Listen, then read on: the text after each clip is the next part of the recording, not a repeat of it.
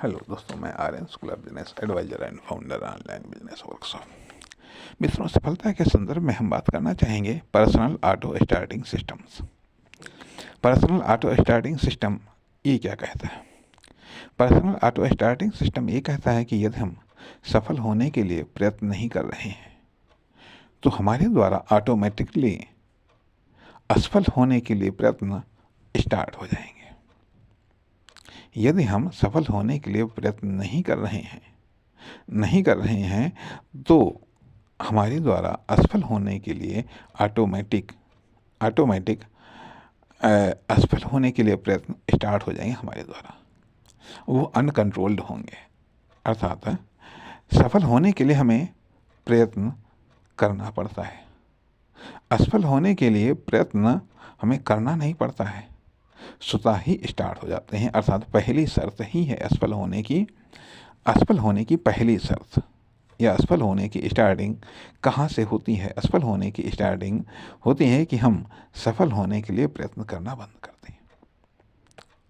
सफल होने के लिए हम प्रयत्न न करें, सफल होने के लिए प्रयत्न हम कम करें। यहाँ से हमारा असफलता का सफ़र स्टार्ट हो जाता है। यहाँ से हम असफलता की ओर बढ़ने लगते हैं। एक चीज़। दूसरी चीज़ कि यदि हम असफल हो रहे हैं, यदि हम मान लिया ऐसे कार्य कर रहे हैं जिनसे हम असफल हो रहे हैं, उन कार्यों को हम करना बंद कर दें, उन कार्यों को करना हम कम कर दें। समझ लीजिएगा, हमारी सफलता का सफ़र शुरू हो गया है।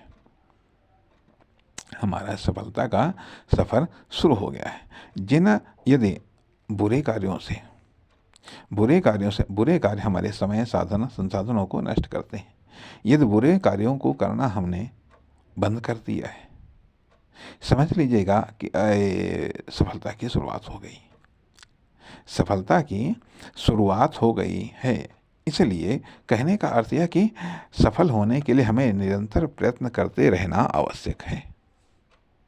नहीं तो ऑटो स्टार्टिंग सिस्टम के द्वारा असफल होने के लिए प्रयत्न हमारे द्वारा स्टार्ट हो जाएंगे। इसलिए असफल होने के लिए हमारे द्वारा प्रयत्न स्टार्ट न हो, उसके लिए हमें सफल होने के लिए प्रयत्न करते रहना है। यदि हम साधनों और संसाधनों का सदुपयोग या बेहतर उपयोग नहीं करेंगे तो हमारे साधनों या संसाधनों का दुरुपयोग होना स्टार्ट हो जाएगा। या तो हम साधनों और संसाधनों का हम उपयोग करें, नहीं तो उनका नष्ट होना ऑटोमेटिक तरीके से स्टार्ट है। अर्थात हम या तो आगे बढ़ सकते हैं या फिर पीछे जा सकते हैं, रुक नहीं सकते हैं। हर पल हम या तो आगे बढ़ते हैं या फिर हम पीछे बढ़ते हैं। या तो हम हर समय आगे बढ़ते हैं या फिर पीछे बढ़ते हैं। इसलिए निरंतर हमें आगे बढ़ते रहना है, नहीं तो जितने समय हम आगे नहीं बढ़ेंगे उतने समय हम पीछे बढ़ जाएंगे। यही कारण होता है कि हम सफल क्यों नहीं हो पाते। कुछ समय हम आगे बढ़ते हैं, उसके बाद में फिर हम आगे नहीं बढ़ते हैं, तो जितने समय में हम आगे नहीं बढ़ते हैं उतने ही समय में हम पीछे बढ़ जाते हैं। तो परिणाम जितना बढ़े थे उतना फिर से हम पीछे हट गए। अर्थात हम जहाँ के तहाँ रह गए। अर्थात यदि मान लिया हमारी गति चक्रीय हो गई तो फिर हम चलते तो रहेंगे लेकिन कहीं नहीं बढ़ेंगे। तो कहने का अर्थ है कि जो ऑटो स्टार्टिंग सिस्टम है सफलता के संदर्भ में बहुत ही महत्वपूर्ण है। और यह जब ऑटो स्टार्टिंग सिस्टम्स अच्छे प्रयत्न करते बार अच्छे प्रयत्न करते जब यह आदत में कन्वर्ट हो जाता है तो यह फिर आगे बढ़ने के लिए ऑटोमेटिक तरीके से स्टार्ट रहता है। ऑटोमेटिक तरीके से हमको इंडिकेट करता रहता है, ऑटोमेटिक तरीके से हमें जागृत करता रहता है कि हाँ, ये प्रयत्न करना है, यह कार्य करना है। उसकी तलब सताती रहती है। जब तलब सताती रहती है तो उसके अनुसार हम कार्य करते रहते हैं। न चाहते हुए भी हमको वो कार्य करना पड़ता है। परिणाम उस क्षेत्र में हम आगे बढ़ते चले जाते हैं उस क्षेत्र में हम और अधिक आगे बढ़ते चले जाते हैं।